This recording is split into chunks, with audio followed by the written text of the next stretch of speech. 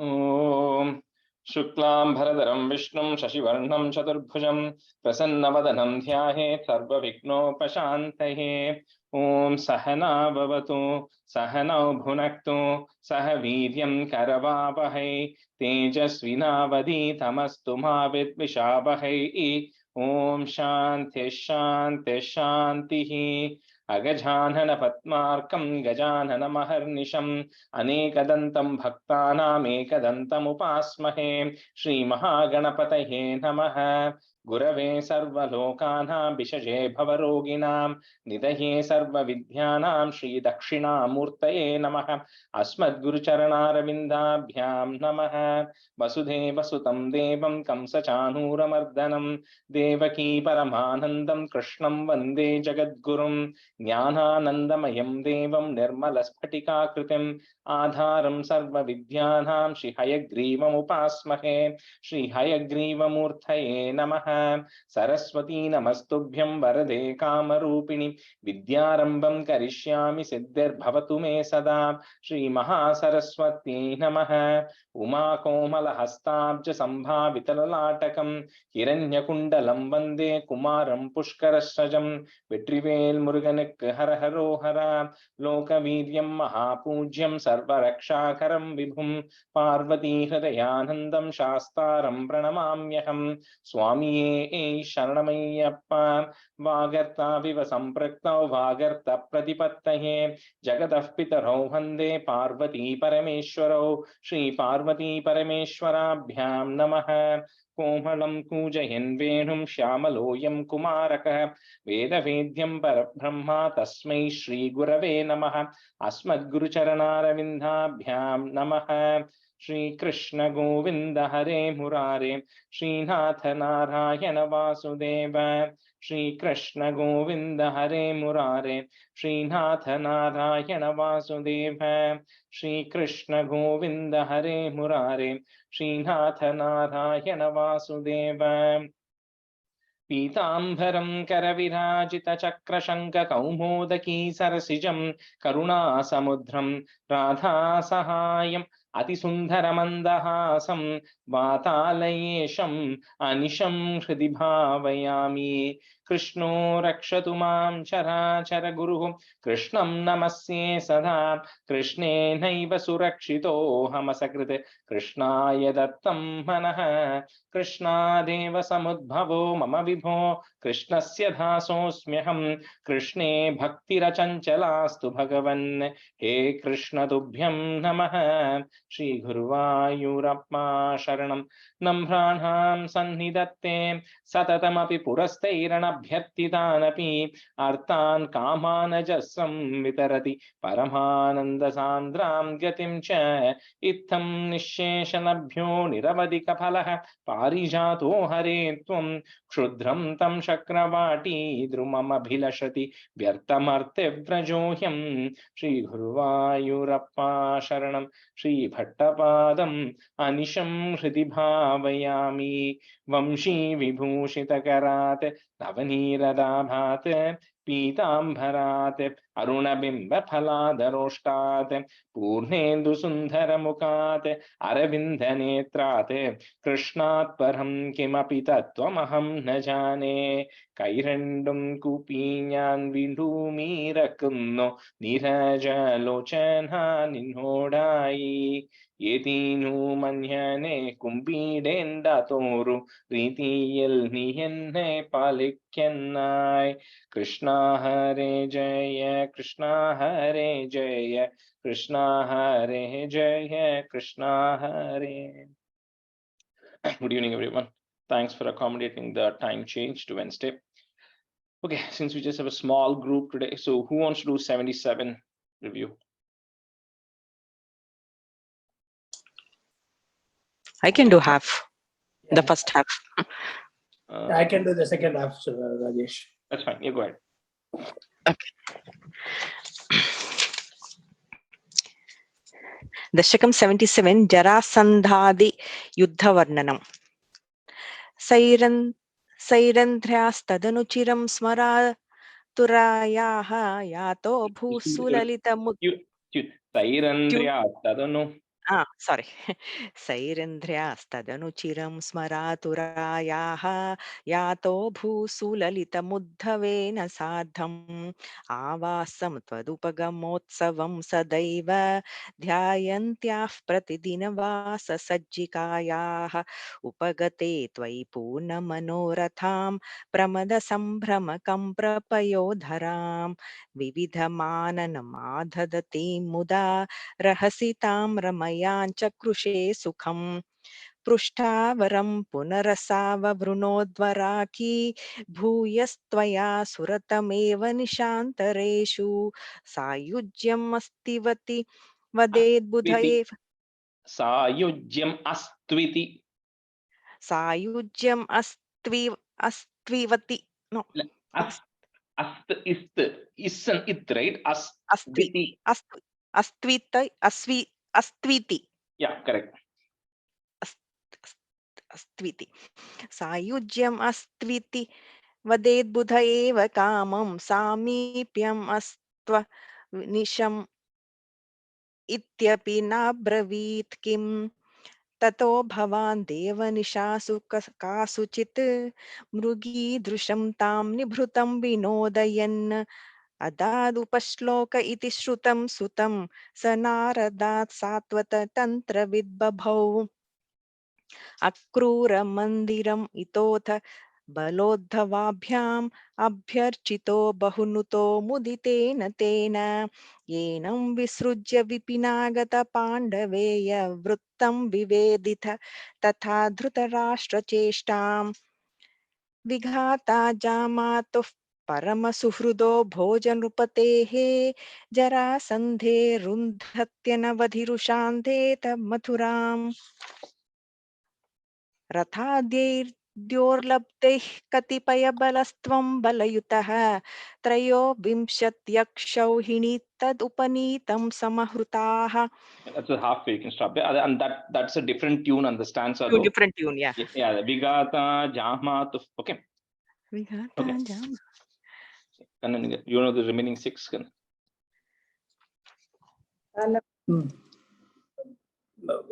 Baddam baladata balena balottaram tvam bhujo balodhyamarasena momochitainam nishesha digjaya samahruta vishvasainjate konya tato hi bala paurushavam tadani Pagnassalagna hridayopi nipai prananno yuddham tvaya vyadita shodashakritva yevam akshauhini shivasya jaganta vishnu sambhuya saikan navati trishatam tadani अष्टादशेष्य समरे समुपेयुषित्वं दृष्ट्वा पुरोत यवनं यवनत्रिकोट्या त्वष्ट्रा विदाप्य परमाशु त्वष्ट्रा विदाप्य पुरमाशु पयोधि मध्ये तत्रात योगबलत स्वजनाननैषीः पद्भ्यां त्वां पद्ममाली चकितैव पुरा निर्गतो धावमानो म्लेच्छेष्येनानुयातो वधुसुकृत विहीनेन शैलेन्द्रलैषीः सुप्तो नाङ्ग्र्याः हतेन धृतमत मुचुकुन्देन भस्मीकृतेऽस्मिन् भूपायास्मै गृहान्ते सुललितवपुषा तत्तिशे भक्तिभाजे. Couple of it. And the last line, second word is Guhante, not Grihante. Oh, Guhante. And then the first line, second word, Padbyam Tvam. I think you said Tvam. Tvam. Tvam dam. Padbyam Tvam Padmavali. I think you said Tvam by mistake. Third line, first word on the Suptena Gryahatena.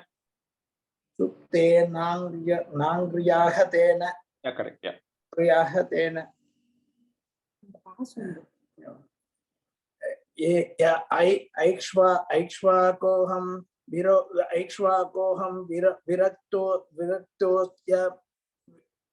ऐक्ष्वाकोहं विरक्तोऽस्यमखिल नृपसुके त्वत्प्रसादैकाङ्क्षी Ha Deviti Stuvantam Varavitatiṣutim tam nispraham vikshya Krishyan Mukte tulyancha bhaktim duta sakala malam mokshamapya shuddhatva karyam himsa vishuddhyai tapayiti cha tada pratta loka pratityai tadanu manuratam gatva hatva cha Tadanu Mathuram.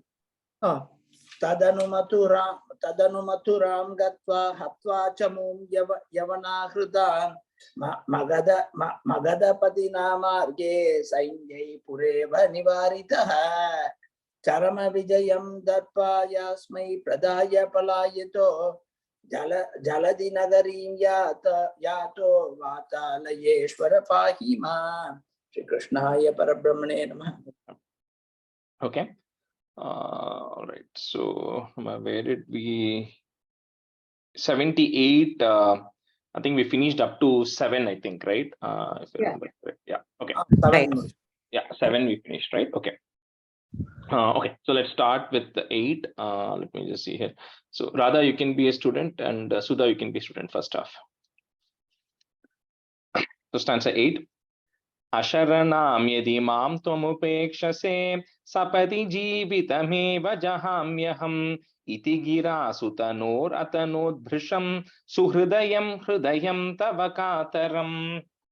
So we spoke about how in the last this thing that Rukmini, because she was in love with Krishna even though she had not seen him or anything, and because her brother Rukmi now wanted her to get married to Shishupala, so she had to convey this message to Krishna. And because she's in Vidarbha, which is like the modern day Nagpur, Krishna had already moved to Dwaraka, so you kind of know relatively where it is now. So she sends this Brahmin, right? So the Brahmin comes to Krishna and says that, hey, I have a message from Rukmini. She wants, she's really in love with you. So Krishna says in the previous one that, okay, tell me what is her letter? What is the message she's actually sent? So this is called as Rukmini Sandesham. This is a people have given like significant discourses on this topic about Rukmini Sandesham as to what it contains and the emotion that has gone behind it and all that, right? So, but has just said very simply what she has said, but maybe it's 8 and 9, I'll say the kind of meaning kind of together, or 7, 8 meaning together, right? So Rukmini is kind of telling that, listen, Krishna, I have heard about your qualities, right? I've heard, because now I've heard about what you have done in Vrindavan. I've heard about what you have done in Mathura and all the things. I know about the greatness of your qualities through my ears, right? And then she says, I have also heard about your beauty from all the people who have seen you. So she says, I've already kind of imagined your form in my mind just by hearing about your beauty as well, right? And she says, I'm very shameless as a woman. I'm telling you, I'm in love with you. Right, so she's actually writing a love letter, right? So she's saying, I'm actually in love with you. And she says that, and very simple, and if you all remember the Lakshmi Swayamvaram, which we saw in the 28th chapter, right? When Mahalakshmi is coming out of the ocean and she's carrying this garland and she's walking around and she's looking around and saying, who is the one who is equivalent to me? And then she's thinking in her mind. So similarly here, Rukmini is also comparing and saying that, when you compare the knowledge, the youthfulness, and the strength you have, then you are incomparable to anybody else I know, right? So she says, because of that, like who wouldn't want you as their husband? So she says, because of that, I have completely surrendered myself to you, and I really want only you as my husband. That's what she says. And then she says, so, and then she, that is kind of, like when you're writing a letter, you first say, what is it that you want? You first say, right? And then you talk about what are the challenges, right? Then she's like, the second, now she says the challenge. She says, my wedding has been fixed for tomorrow morning. And my brother Rukmi has fixed my wedding with this king of Cheri. She says, I want you to come and rescue me, right? And then she also says how, right? She says, I'll be in the women's chamber. So there'll be a lot of these army people who are going to be there. So you can't just come and take me away, right? So she says, what you do is before the actual marriage happens, I will be going to this Ambika temple, Parvati temple. So when I'm coming down from the temple, that's the best time for you to abduct me and go away, right? So she gives Krishna clear instructions. When I'm coming down from the temple, you come and abduct me, but there will be army of people standing. So you please bring your army also so they can fight with you. And he also then gives a condition saying, if you don't come and rescue me, then I'm going to kill myself because I don't want to get married to Shishupala, right? That's the message that Rukmini actually sends. So all of that is condensed here, but it's very detailed, like she sends a letter, right, which she has written. So Asharanam yadi mam tvamupekshase, comma, sapadi jeevitam eva jahamyaham iti gira sutanor atanod bhrisham. You can break at that ra if you want, comma, suhridayam hridayam tava kataram. Asharanam yadi mam tvamupekshase sapadi jeevitame jahamyaham iti gira sutanoratanodbhrisham suhridayam hridayam tava kataram.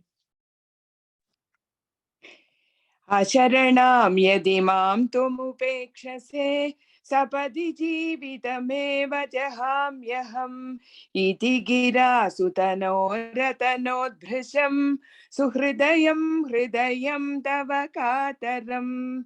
Asharanam yadi mam tvamupekshase sapadi jeevitameva jahamyaham iti gira sutanoratanodbhrisham suhridayam hridayam tava kataram. Asharanam yadi mam tvamupekshase sapadi jeevitameva jahamyaham iti gira sutanoratanodbhrisham suhridayam hridayam tava kataram. Asharanam yadi mam tvamupekshase sapadi jeevitameva jahamyaham iti gira sutanoratanodbhrisham suhridayam hridayam tava kataram. That's right. Akatayas tvamataina maye sakhe tadadika mama manmata vedana nripasamaksham haramyaham tadayitam dayitam asite kshanam. So this after hearing this message, Krishna also tells that Brahmin boy, you know what, not only Rukmini, even I have been thinking about Rukmini because even I have heard about Rukmini and even I am also very desirous of marrying her. So he says, let's not waste our time. I know it's the next day is a marriage, so let's all get. So Krishna also says to the Brahmin boy, you come with me. Thanks for telling me the message. You now join me. And they decide to leave. Akatayas tvamataina maye sakhe, comma, tadadika mama manmata vedana. She says, even I also have manmata vedana. Even I'm having this desire, sorrow from love, right? Nripa samaksham upetya haramyaham, comma, tadayi tam dayitam asitekshana. If you want to break, you can break at that ma. Akatayas tvamathaina maye sakhe tadadika mama manmatha vedana nripasamaksham upetya haramyaham tadayitam dayitam asitekshana. Akatayastvamadhaina maye sakhe tadhadika mama manmadha vedana nripasamaksham haramyaham tadayitam dayitam asitekshana. Akatayastvamadhaina maye sakhe tadhadika mama manmadha vedana nripasamaksham haramyaham tadaitam daitam asitekshana. Akatayastvamadhaina maye sakhe tadadika mama manmata vedana nripasamaksham haramyaham tadayitam dayitam asitekshana. Akatayastvamadhaina maye sakhe tadadika mama manmata vedana nripasamaksham haramyaham tadayitam dayitam asitekshana. That's 10. Pramuditena chatena samam tadha ratagato lagukundina me ivan guru marut puranayaka me bhavan vithanutam tanutam akhila padam. So with that, Krishna knew the muhurtam was going to be next day morning. And this was all happening the previous day evening. So Krishna then, without waiting for anybody, he and the Brahmana, they get on his chariot and they start going towards Vidarbha, right? So the next is, of course, you all know what happens then. Balarama then comes with the army and all that stuff behind the scenes, and the Rukmini marriage happens in 79, right? So, oh Lord of Guru Ayu, please eradicate all my ailments. Pramuditena cha tena samam tada, rata gato lagu kundinam eivan, Guru Marut Puranayaka me Bhavan Vithanutam Thanutam Akhila Padam. If you want to break it, that ma. Pramuditena Chatena Samam Tadha Rathagato Laghukundina me Ivan Guru Marut Puranayaka me Bhavan Vithanutam Tanutam Akhila Padam. அது நிக்கிலா பதாம் இருக்கே In the line, last one. Akhila Padam. Oh, sorry. No, you're right, because I'm following the Prapatti today. Oh, What's it called? Tablet today. That says Akhila Padam, but I'm looking at my other book. It says Nikhila Padam. So you're right. Yeah, என்னோட bookல அப்படிதான் இருக்கு. Nikhila Padam. Is the right one. Yeah. Okay. Pramuditena chatena samam tadha rathagato laghukundhina me yivan Guru Marut Puranayaka me Bhavan Vitanutam Tanutam Nikhila Padam. Pramuditena chatena samam tadha Rathagato Laghukundhina me Ivan Guru Marut Puranayaka me Bhavan Vitanutam Tanutam Nikhila Padam. Pramuditena chatena samam tada ratagato laghukundina me ivan Guru Marut Puranayaka me Bhavan Vitanutam Tanutam Nikhila Padam. Pramuditena chatena samam tada. Tata. One second. Third da for me. Tada. Third. Third da. Tada. Pramuditena chatena samam tada ratagato laghukundina me ivan Guru Marut Puranayaka me Bhavan Vitanutam Tanutam Nikhila Padam. Krishnaya Parabrahmane Namaha. Okay. Rajesh, the book I have also says Tanutam Akhila Padam. It's the same thing. Akhila, Nikhila is like everything. It just means everything. So one of them is everything. On this thing, everything except like nothing else but everything. It's kind of one of those slightly different meanings, right? That's interesting. Please eradicate all my ailments is one way of saying it. So other one is don't leave anything, eradicate every single ailment I have. So that is a slight subtle difference, but it means generally it means the same thing. So that's why it's okay. Okay, so this 82 is a little bit of a, like I was telling, there's a lot of things which will happen here. So we'll try to, keep it as simple as possible. So this is Bana Yuddham Nriga Moksham, right? There'll be some slightly controversial things here. So I'm just going to say what is in the book. So if any of you feel offended by anything that might come in the middle, no, don't blame me, right? Okay. Stanza 1. Rajesh, number 79 இது பண்ணல ருக்மிணி ஹரணம் அப்புறம் பண்ணுவோமா? அது முடிச்சிட்டோம், அது அந்த இன்னொரு செஷன்லயே முடிச்சிட்டோம் தீபா. அது okay. the second batch முடிச்சிட்டோம் அது. Okay. Rajesh ji, one quick question. So since in the messenger tells Krishna that it's the next day that Rukmini is getting married and that's the plan, right? So I'm just is it really the literal sense of one day means the next day, or is it but they were just trying to give like few days from that time? No, it was literally the next day. So he reaches on a particular day. Okay. He reaches on a particular day, and the next day morning is a marriage. So they leave overnight. So it says you overnight, you go super fast and you reach there. So the distance between Dwaraka and Vidarbha. Nagpur and Dwaraka, right? Maharashtra. Nagpur is north of Maharashtra. Dwaraka is Gujarat. Yeah. So that's why I kind of said, relative locations, right? That's where I'm kind of thinking a little loud. Yeah. Okay. So they had good transportation. No, maybe it was like 12 to 14 hours. See, I thought we did Santana Gopala Upakyanam, right? 88 chapter, right? Launched in the previous session.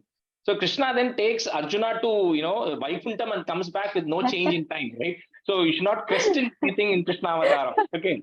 So this is the thing going from, Vidarbha to,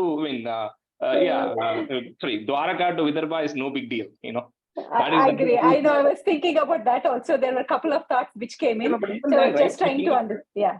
Think of it, even if it is 10-hour gap, that's very feasible. It's not too far. Yeah.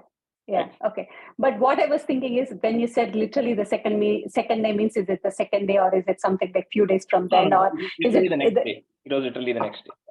Perfect. Okay, stanza Dasakam 82.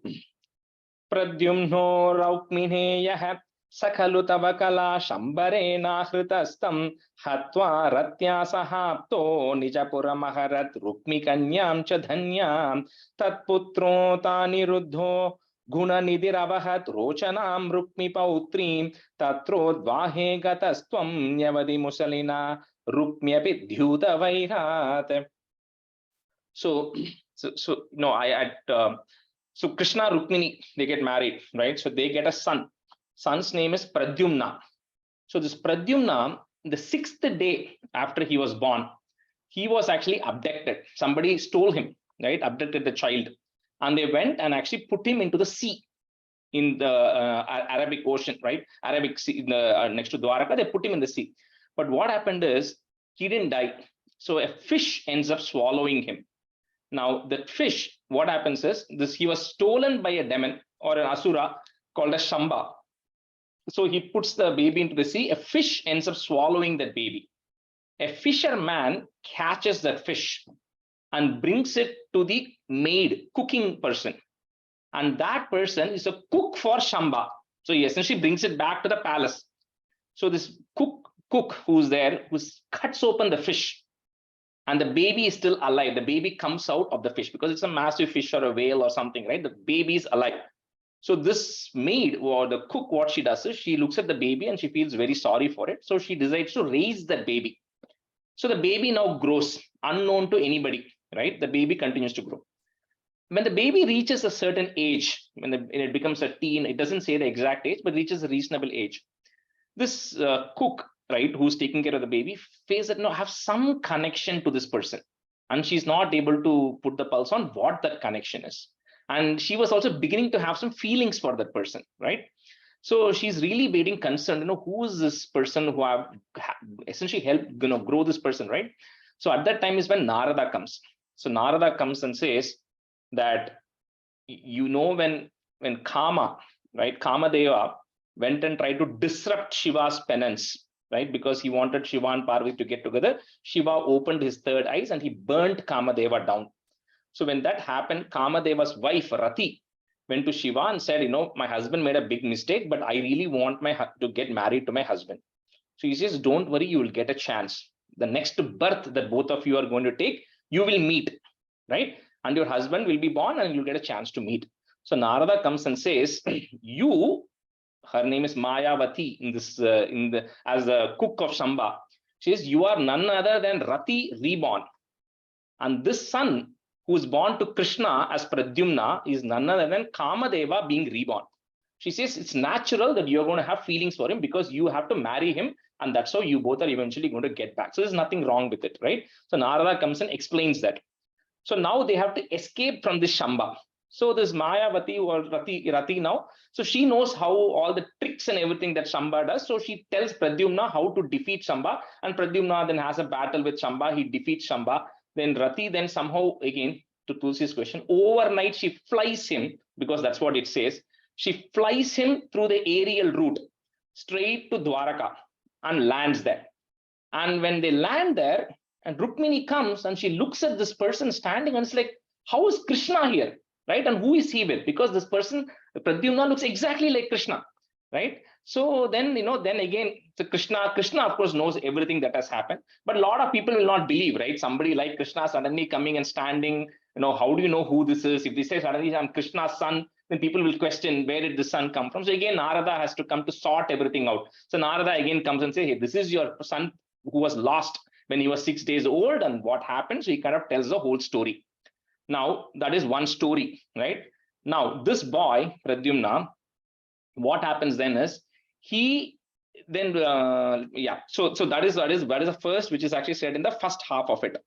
So then this Pradyumna, then what happens is he then there's a Rukmi, who's Rukmini's brother, right? So that Rukmi, so he has, if you remember, Balarama told Krishna, hey, don't kill him, just let him go, if you remember that episode, right? So this Pradyumna, after he marries this one, so he also then, this Rukmi has a daughter. So if you think of it, Rukmini has a son, Rukmi has a daughter, okay? So they both then fall in love also. So he also ends up marrying that person, which is, so Pradyumna and Rukmi's daughter get married. Her daughter's name is Rukmavati or something. So they both get married and they have a son called Aniruddha. So now this story in this one stanza, Bhattacharya is telling all of these stories, and then he tells about that Aniruddha is born, right? So that's where it's come, because the next set of stanzas are about this Aniruddha. So this is the clan of Krishna which is coming. So Krishna then, what do you call, how Aniruddha, Pradyumna came, and from Pradyumna Aniruddha came. Okay. So Pradyumno Raukmineyaha, comma, sa khalu tava kala shambare nahritastam, comma, hatva ratya sahapto nijapuram aharad, you can take it that ma, nijapuram aharad rukmi kanyam cha dhanyam. So the second line, there's no pause. Pradyumno raukmineyah sakhalu tavakala shambare nahritastam hatva ratya sahapto nijapuram aharad rukmi kanyam cha dhanyam. Pradyumno raukmineyah sakhalu tavakala shambheranahritastam hatva. Something was different. Shambhare nahritastam. Okay. Shambharenahritastam hatva ratya sahapto nijapuramahad rukmi kanyam cha dhanyam. Pradyumno raukmineyah sakhalu tavakala shambharenahritastam hatva ratya sahapto nijapuramahad rukmi kanyam cha dhanyam. Pradyumno Rukmineyah Sakalu Tavakala Shambarena Hritastam Hatvaratya Sahapto Nijapura Maharadrukmi Kanyam Chadanyam. Pradyumno Rukmineyah Sakalu Tavakala Shambarena Hritastam Hatvaratya Sahapto Nijapura Maharadrukmi Kanyam Chadanyam. Tatputro Thaniruddho. Tatputro ata Aniruddho. That's the word, but it's all merged together. Tatputro Thaniruddho, comma. Guna Nidir Avahad. Guna Nidir Avahad. Rochanam Rukmi Pautrin, comma. Tatrot Vahe Gatastwam Nyavadi Musalina, comma. Rukmyapi Dhyuta Vairat. Actually, I forgot one other story here because there's so many things which are happening here. So Pautri is granddaughter, right? So we kind of saw again Krishna Rukmini have Pradyumna. This Pradyumna then marries Rukmi's daughter Rukmavati. To them is born Aniruddha, who's Krishna's grandson, right? Now this Krishna's grandson, then again you come back to the same Rukmi's hierarchy only. That Rukmi has a granddaughter whom Aniruddha marries. So Rukmini sister, Rukmi brother, their children marry, their children also marry each other. So between the brother and sister, they have kind of two marriages in each of those generations. So Aniruddha is also getting married to Rukmi Pautrin, to the granddaughter of Rukmi. Tatputro, sorry, you said that already. Tatputro Thaniruddho Gunanidirabahat Rochanam Rukmi Pautrim Tatrod Vahe Gatastwam Nyavadi Musalina Rukmyapi Dhyuta Vairat. तत्पुत्रो धानिरुद्धो गुणनिधिरवहत्रोचनां रुक्मिपौत्रीं तत्रोद्वाहे गतस्त्वं न्यवधिमुसलिना रुक्म्यपि द्यूतवैरात् द्यूत longu. Okay. तत्पुत्रो धानिरुद्धो गुणनिधिरवहत् रोचनां रुक्मिपौत्रीं तत्रोद्वाहे गतस्त्वं न्यवधिमुसलिना रुक्म्यपि द्यूतवैरात् तत्पुत्रो ध्यानिरुद्धो गुणनिधिरवहद्रोचनां रुक्मिपौत्रीं तत्रोद्वाहे गतस्त्वं न्यवधिमुसलिना रुक्म्यपि द्यूतवैरात् तत्पुत्रो ध्यानिरुद्धो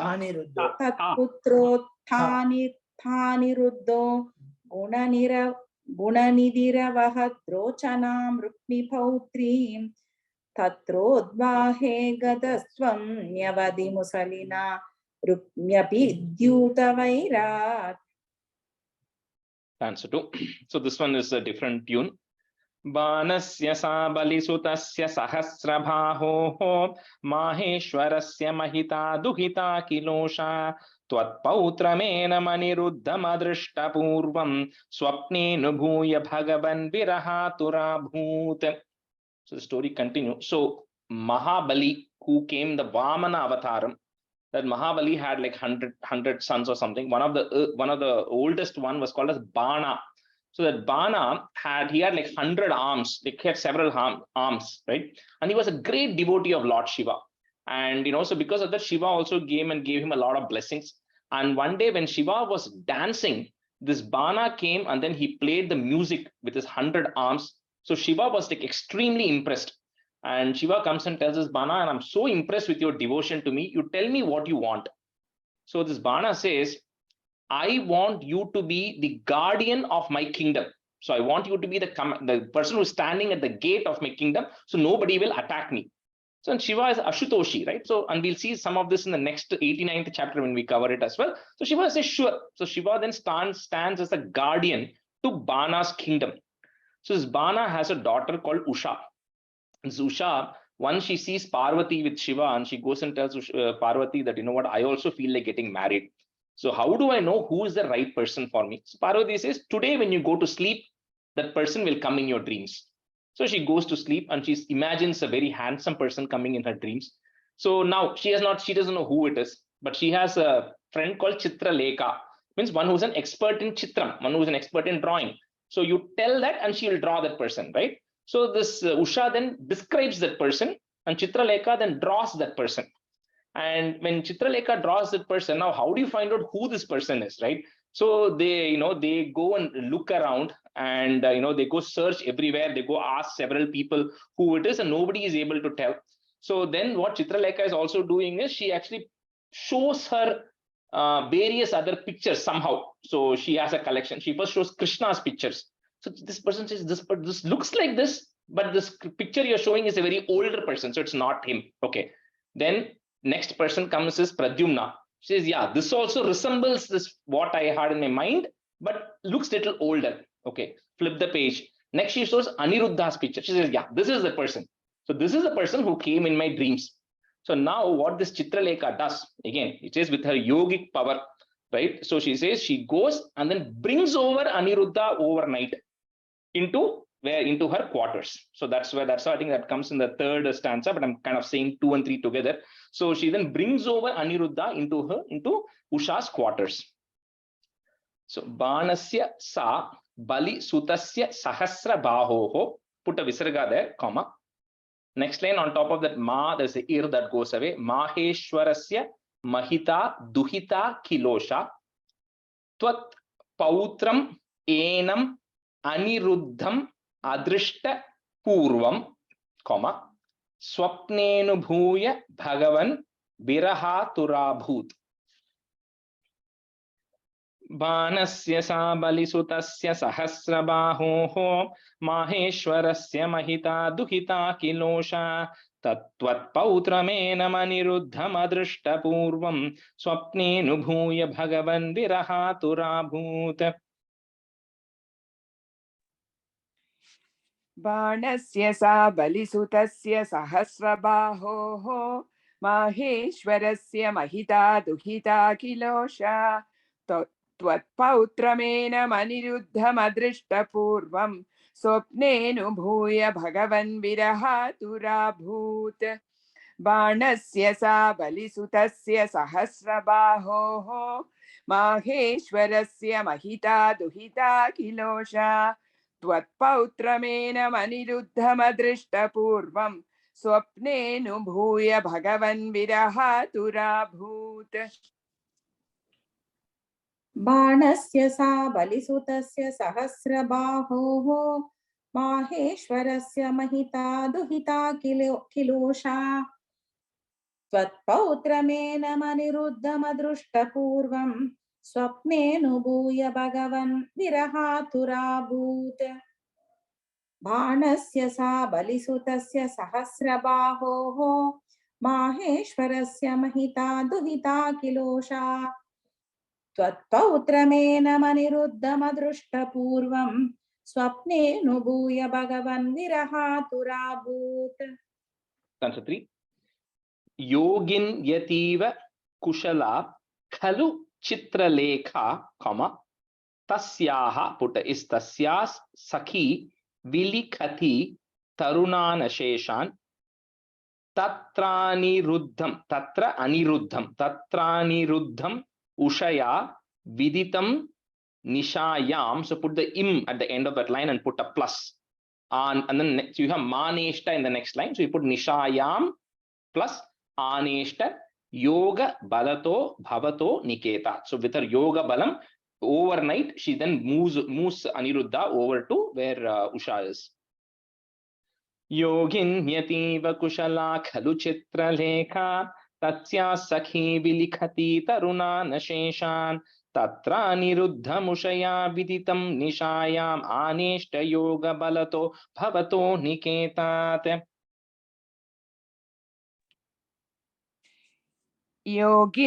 योगिन् यतीव कुशला खलु चित्रलेखा तस्या सखी विलिखति तरुणानशेषान् तत्रानिरुद्धमुषया विदितं निशायामानेष्टयोगबलतो भवतो निकेतात्. योगिन् यतीव कुशला खलु चित्रलेखा तस्या सखी विलिखति तरुणानशेषान् तत्रानिरुद्धमुषया विदितं निशायामानेष्टयोगबलतो भवतो निकेतात्. योगिन् यतीव कुशला खलु चित्रलेखा तस्या सखी विलिखति तरुणानशेषान् तत्रानिरुद्धम् उषया विदितं निशायामानेष्टयोगबलतो भवतो निकेतात्. Yeah, tatraniruddham. I think in, you used the in somewhere there. Tatraniruddha.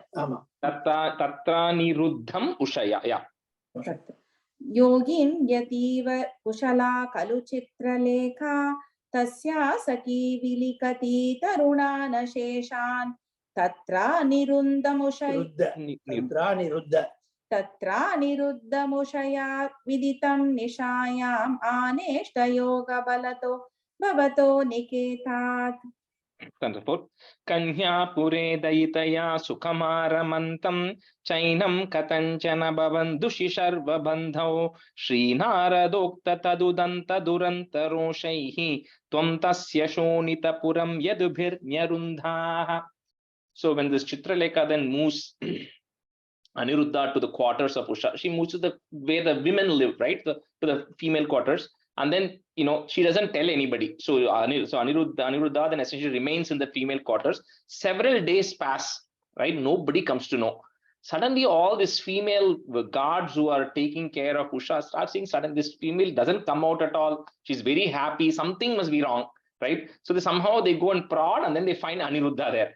So they immediately go complain to her father, Bana, who then comes, and then there is a battle that happens between Bana and Aniruddha, and then he puts a Naga Pasham, a kind of a weapon, which binds Aniruddha. So Aniruddha is kind of bound. Now the Yadavas in Dwaraka, they don't know what's happening, right? And they're all just waiting. Krishna knows, but he doesn't say anything. Then Narada comes, of course, and then he tells, hey, look, your son is caught with this Bana, right? So he's in this place called Shonitapuram. That's where he is. And he says it's guarded by Lord Shiva, and all of his commanders are the ones who are guarding that, right? So then the entire Yadava army decides to go and attack Shonitapuram. So that's happening here.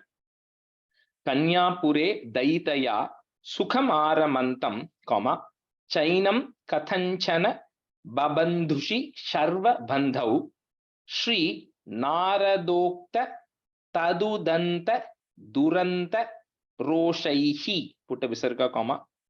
Next line is goes away. Tvam tasya shonitapuram yadubhir nyarundhaha. Kanya pure daitaya sukhamaramantam chainam katanchana babandhushi sharva bandhau Shri Naradokta tadudanta duranta roshaihi. Tvam tasya shonitapuram yadubhir nyarundhaha. Kanyapure daitaya sukhamaramantem chainam kadhanjana babandhushi sharva bandhau Shri Naradokta tadudanda durantaroshaihi Tvam tasya shonitapuram yadubhirnyarundaha. Kanyapure daitaya sukhamaramantam chainam kadhanjana babandhushi sharva bandhau Shri Naradokta tadudanda durandaroshaihi Tvam tasya shonitapuram yadubhirnyarundaha. Kanyapure daitaya sukamaramandham chainam kadanchana babandhushi sharvabandhau Shri Naradokta tadudanta durantaroshaihi Tvam tasya shonitapuram yadubhirnyarundaha.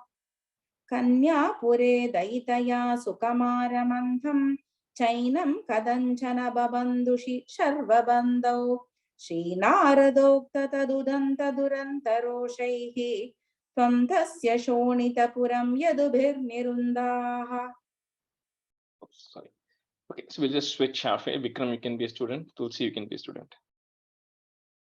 Yes, stanza 5. Once again, this tune changes. So 5, 6, and 7, I'll kind of say the meaning together because that's the battle that will happen there. So Puri Palash Shaila Priya Duhitr Natosya Bhagavan, comma. So continuous, comma at the end. Samam Bhuta Vratair Yadu Balam Ashankam Nirurudhe. We'll do two lines. Puri Palashaila Priyaduhitrunatosya Bhagavan Samam Bhutam Vratair Yadu Balam Ashankam Nirurudhe. Puri Palashaila Priyaduhitrunatosya Bhagavan Samam Bhuta Vratair Yadu Balam Ashankam Nirurudhe. Puri Palashaila Priyaduhitrunatosya Bhagavan Samam Bhuta Vratair Yadu Balam Ashankam Nirurudhe. Puri Palashaila Priyaduhitrunatosya Bhagavan Samam Bhuta Vratair Yadu Balam Ashankam Nirurudhe. Puri Palashaila Puri Palashaila Priyaduhitrunatosya Bhagavan Samam Bhuta Vratair Yadu Balam Ashankam Nirurudhe. Yadu. Okay, this second time which is something. Yadu Balam.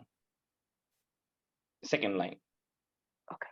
Bhuta Vratair. Maha Prano Bano Jhatiti Yuyudhanena Yuyudhe, comma.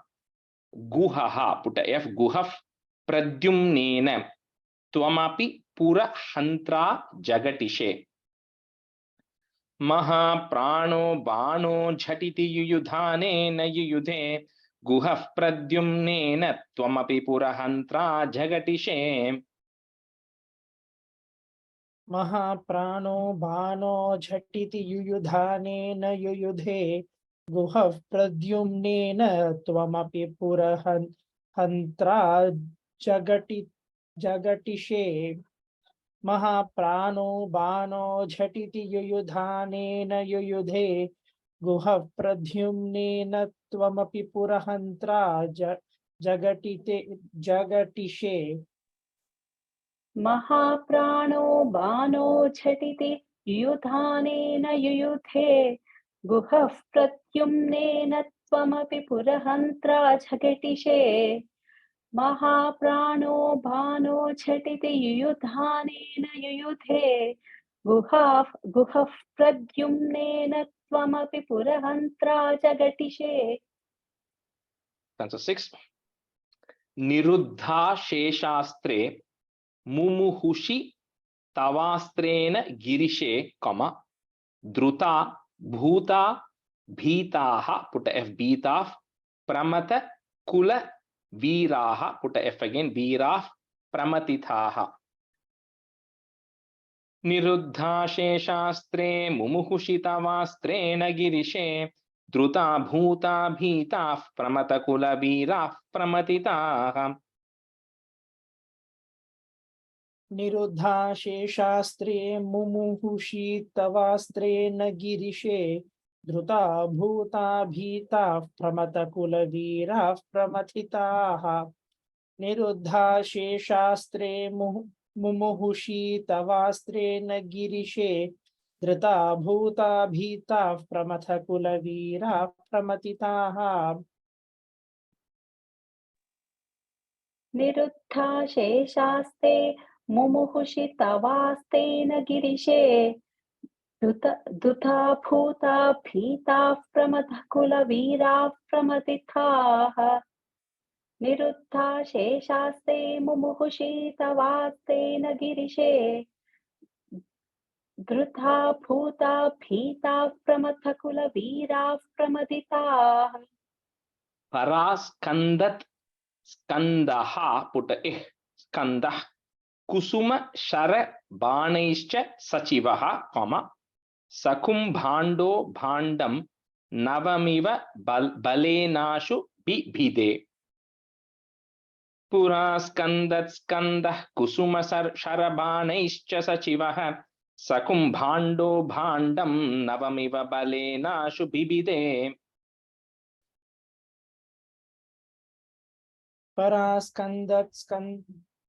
परास्कंदत् कुसुमशरबाणैश्च सचिवः सकुम्भाण्डो भाण्डं नवमिव बलेनाशु बिभिदे परास्कंदत् कुसुमशरबाणैश्च सचिवः सकुम्भाण्डो भाण्डं नवमिव बलेनाशु बिभिदे.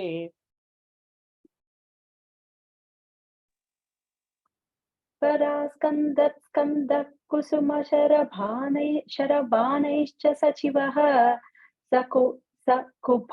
कुम्भाण्डो भाण्डं नवमिव बलेनाशु बिभिदे परास्कन्दत् कुसुमशरबाणैश्च सचिवः कुम्भाण्डो भाण्डं नवमिव बलेनाशु बिभिदे. Stanza 7.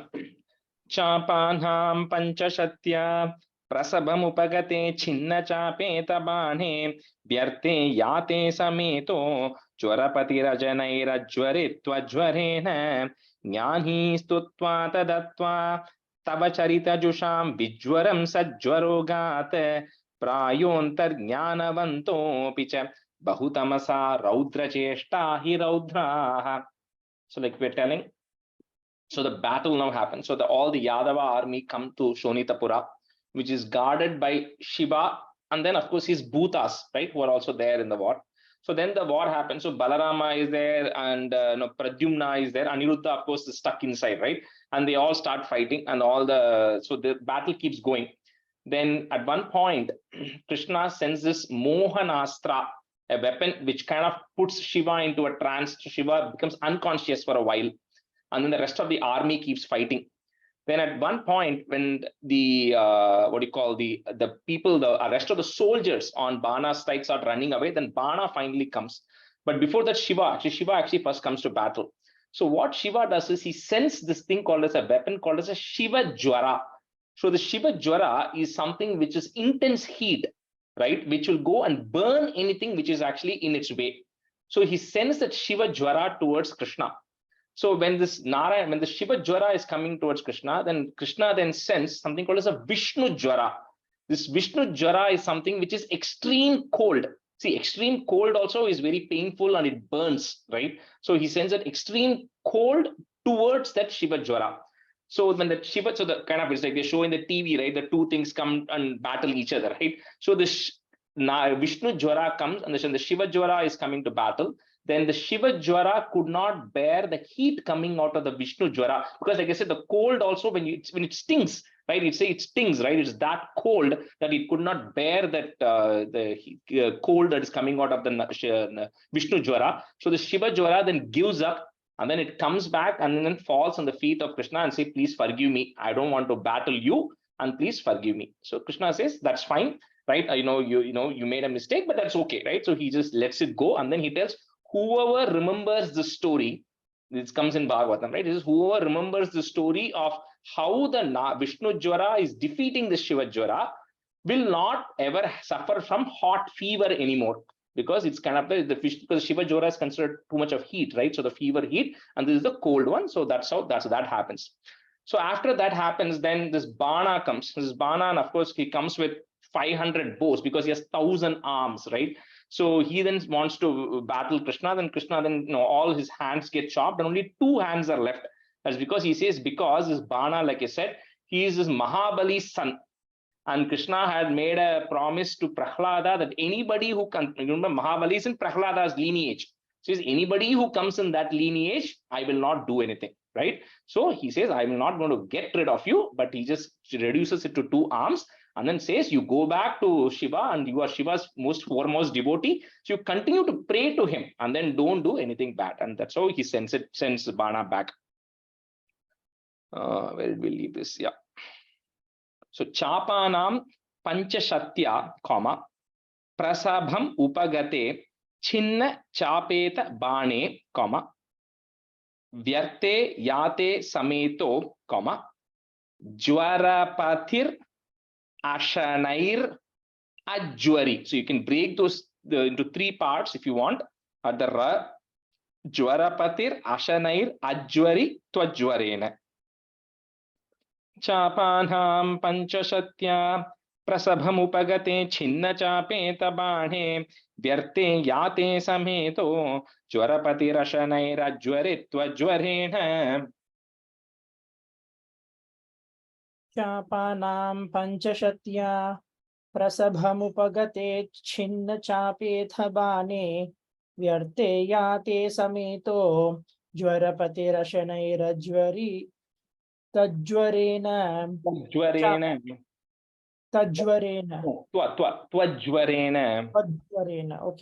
Correct. Twajwarena. Chapanam Panchashatya Prasabhamupagate Chinna Chapetha Bane Vyarthe Yate Sameto Jwarapati Rashanai Rajwari Twajwarena. Chapanam Panchashatya Prasabhamupagate Chinna Chapetha Bane Vyarte Yate Sameto Jwarapati Rashanai Rajwari Twajwarena. Chapanam Panchashatya Prasabhamupagate Chinna Chapetha Bane. Chinna. I think it's Chinna, you're saying. Yeah, Chinna. Yeah, sure.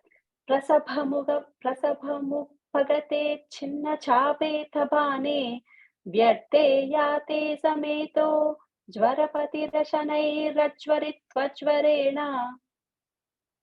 Jnani Stutvata Dattva, Tava Charita Jusham Bijwaram Sa Jwarogat, Prayontar Jnana Vantopicha, Bahu Tamasa Raudra Cheshta Hi Raudraha. ज्ञानी स्तुत्वा तदत्वा तव चरितजुषां विज्वरं सज्वरोगात् प्रायोऽन्तर्ज्ञानवन्तोऽपि च बहुतमसा रौद्रचेष्टा हि रौद्राः। ज्ञानी स्तुत्वाथ दत्वा तव चरितजुषां विज्वरं सज्वरोगात् प्रायोऽन्तर्ज्ञानवन्तोऽपि च बहुतमसा रौद्रचेष्टा हि रौद्राः। ज्ञानी स्तुत्वाथ दत्वा तव चरितजुषां विज्वरं सज्वरोगात् प्रायोऽन्तर्ज्ञानवन्तोऽपि च बहुतमसा रौद्रचेष्टा हि रौद्राः। ज्ञानी स्तुत्वाथ दत्वा तव चरितजुषां विज्वरं सज्वरोगात् प्रायोऽन्तर्ज्ञानवन्तोऽपि च बहुतमसा रौद्रचेष्टा हि रौद्राः। ज्ञानी स्तुत्वाथ दत्वा तव चरितजुषां विज्वरं सज्वरोगात् प्रायोऽन्तर्ज्ञानवन्तोऽपि च बहुतमसा रौद्रचेष्टा हि रौद्राः। बाणं नानायुधोग्रं पुनरभिपतितं दर्पदोषाद्वितन्वन् निर्लूनाशेषदोषं सपदि भुभुजुषा शङ्करेणोपगीतः तद्वाचा शिष्टबाहुद्वितयमुभयतो निर्भयं तत्प्रियं तं मुक्त्वा तद्धत्तमानो निजपुरमगमः सानिरुद्धः सहोषः. Some of it we saw in the previous story itself. Essentially, that Bana comes, he gets defeated, and Shiva says, please let go of my foremost devotee. And Krishna says, sure. Anyway, he's a descendant, so I won't do anything.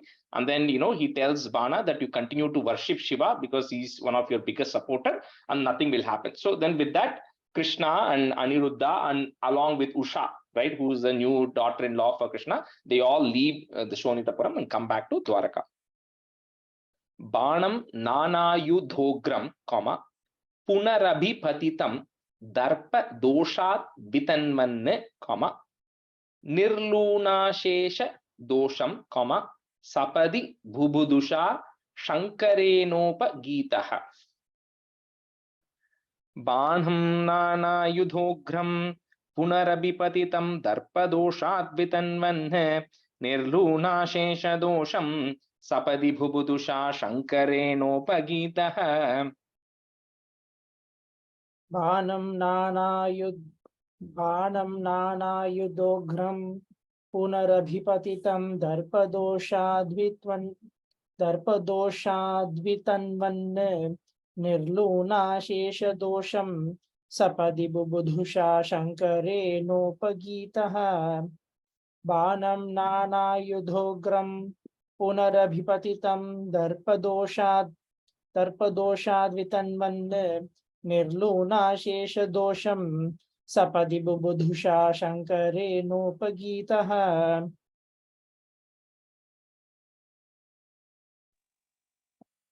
बाणं नानायुधोग्रं पुनरभिपतितं दर्पदोषाद्वितन्वन् निर्लूनाशेषदोषं सपदि बुबुधुषा शङ्करेणोपगीतः.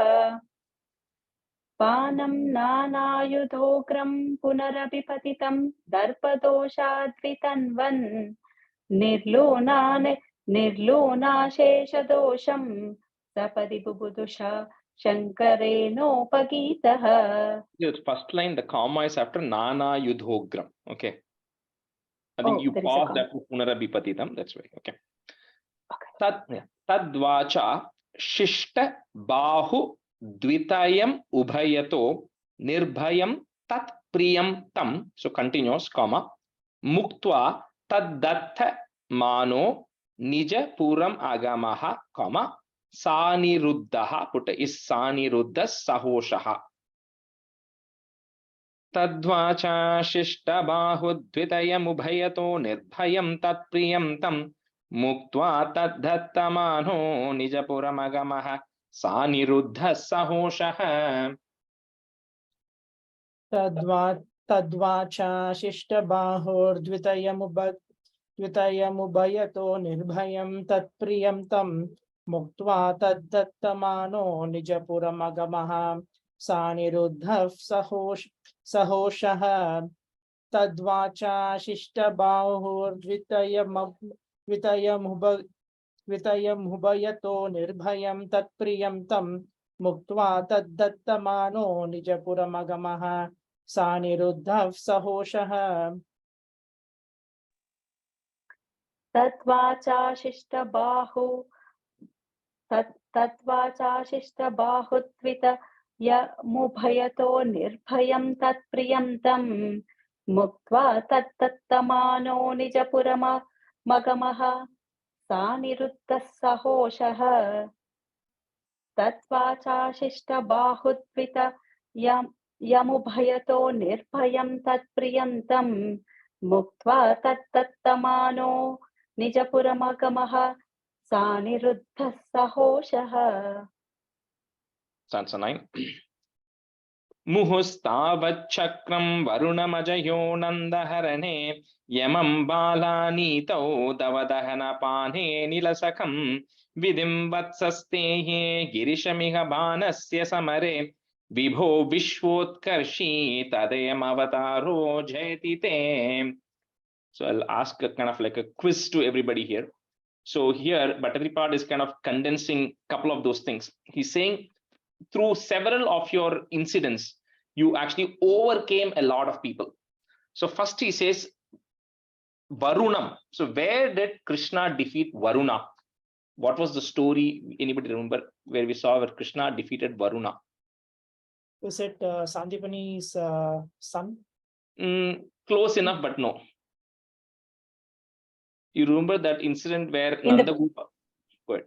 Yeah, during in the Vrindavan, I think Nanda Gopa, when he was trying to get into the water, and the Varuna, he takes him and he. Adaki day, early morning before the appropriate time, he went into the water, and then Krishna went to Varuna kingdom and rescued Nanda Gopa. Right? That was that story of where he overcame Nanda Gopa.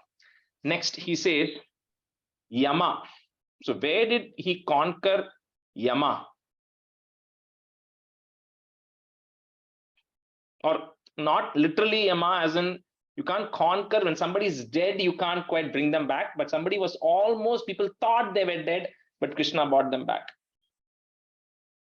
Vikram Chonnellinga. Sandipani. Sandipani. That is Sandipani's son, right? And the other thing is, technically in another place where, if you remember, where Devaki Shad Garbha, the 6 children who were gone, Krishna then got them back just to show to Devaki, gave them a form to show to Devaki and then send them back, because once you're dead, you can't come back, right? So anyway, that was close enough. Next, in Agni.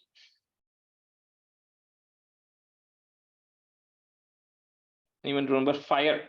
Where did Krishna encounter fire? Krishna saved the cowherd from the forest fire. Correct. Dasakam 58, where the cows and all forest fire. That once he saved the cows, and second time when they were sleeping, they had a forest fire after the Kaliya Nardanam happened. That night they stayed back. There was a forest fire also, which Krishna drank the forest fire. That's when Bhattacharya say, hey, look, this fire, I used to give it a adjective, saying it's yellow.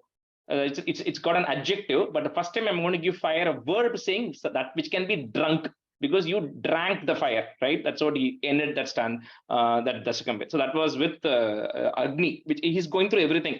Agni. Then of course, Indra, you all know. So Govardhana mountain, the Indra, everything happened. Then Brahma, the Dasakam 51. The Vatsapahara Varnanam, which happened where the cows and the calves and the boys, everybody came. So again, you proved. And then he says here with Bana, you Girishamiha. You fought with Shiva and then showed that you are superior. So that says with this, what Krishna you're proving is Vibho Vishwotkarshi. You are like the greatest Tadayam Avataro Jayatite. So in this avataram as Krishna, you are not just like a small avataram. You are the Swayam Narayana who has come with full potency. So it's not like, you can only do this, you can't do this. So that's why Tulsi, he can go in 1 hour also. He can go in 1 minute also, in this, because he says there's nobody you have not overcome, right? So that's what this is telling. So Muhustavach Chakram Chakram is Chakra, Indra. Varuna Majayo Nanda Harane. That's the Varuna, comma. Yamam Balanitau Dava Dahana Pane Nila Sakam. So it's pretty, you can now see who is in what instance, right? Muhustavat Chakram Varuna Majayo Nanda Harane Yamam Balanitau Dava Dahana Pane Nila Sakam. मुहुस्तावत् चक्रं वरुणमजयो नन्दहरणे यमं बालानीतौ दवदहनपाने नीलसखम् मुहुस्तावत् चक्रं वरुणमजयो नन्दहरणे यमं बालानीतौ दवदहनपाने नीलसखम् मुहुस्तावच्चक्रं वरुणमजयो नन्दहरणे यमं बालानीतौ दवदहनपानेन नीलसखम् Pane Nilasakam. Sure. मुहुस्तावच्चक्रं वरुणमजयो नन्दहरणे यमं बालानीतौ दवदहनपाने नीलसखम् Bidim Vatsa Stheye Girishamiha Banasya Samare, comma, Vibho Vishwotkarshi Tadayam Avataro Jayatite. Vidhim Vatsastehe Girishamiha Banasya Samare Vibho Vishwotkarshi Tadayam Avataro Jayatite.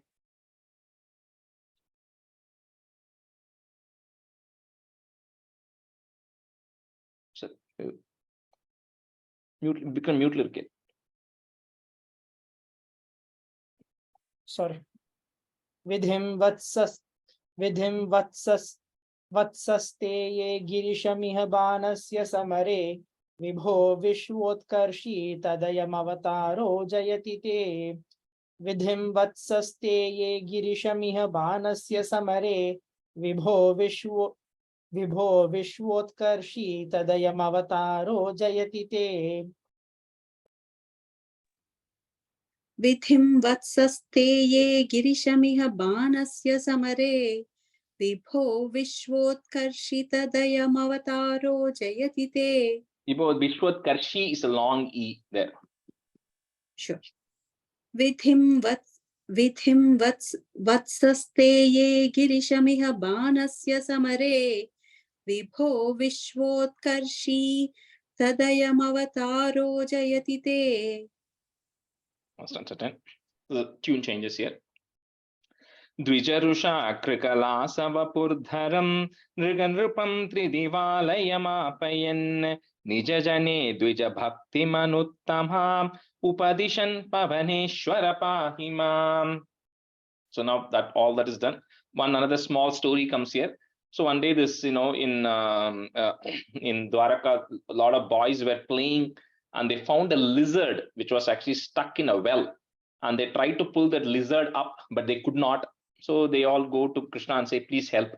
So Krishna somehow is able to rescue. The moment Krishna touches that lizard, it actually becomes into like one of those demigods, right? Gandharva types it becomes.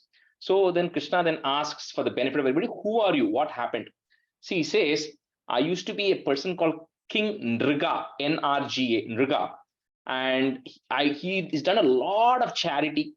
So once what he did was he called thousands of Brahmins and he gave them all lots of cows.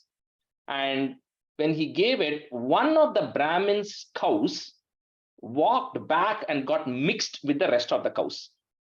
And then this Nriga ended up giving, he's giving to whichever Brahmin is coming, he's giving cow. So that cow got given to some other Brahmin. So the Brahmin whose cow got mixed, he comes back and says, my cow is missing. So Nriga says, okay, I'll give you another cow. He says, no, I want that cow which you gave it to me. Now King Nriga has no idea where that cow went. So he says, I'll give you hundreds of cows, thousands of cows in return. But the Brahmin says, no, you gave one cow to me and I need that cow. I don't want someone else's property. I only want the one that you gave it to me. He says he can't do anything. So he gets cursed. So when after his death, he's being told that you have done a lot of good deeds, but you did one bad deed. You quote unquote, you stole from a Brahmin, right? Which is a big misdeed. So he says, because of that, you'll be, you'll become a lizard, or you'll become one of a lower entity. However, you'll be blessed. When Krishna Avataram happens, you'll get liberation when Krishna comes. So he says that's the instant, that is the Nriga who ends up coming there as a lizard, and Krishna touches, he then gets liberated. And Krishna then, that's when he tells a message to all the people there saying, you should not steal from Brahmins. When Brahmin isn't people who are poor Brahmins, right? Not like, people who are like really rich Brahmins. So like Brahmins who are, doing the Vedic text and who are earning their living by helping others, you should not steal from them, because that's a big sin. So Dvija Rusha Krikalasa Vapur Dharam, Nriga Nrupam Tridivalayam Apayan Nija Jane Dvija Bhaktim Anuttamam, put the im, the mu that is there, put an im, Anuttamam, Upadishan Pavaneshwara Pahimam. Dvijarusha Krikalasa Vapurdharam Nriganrupam Tridivalayamapayan Nijajane Dvija Bhakti Manuttamam Upadishan Pavaneshwara Pahimam. Dvijarusha Krikalasa Vapurdharam Nriganrupam Tridhivalayamapayan Nijajane Dvija Bhakti Manuttamam Upadishan Pavaneshwara Pahimam. Dvijarusha Krikalasa Vapurdharam Nriganrupam Tridhivalayamapayan Nijajane Dvija Bhakti Manuttamam Upadishan Pavaneshwara Pahimam. Dvijarusha Krikalasa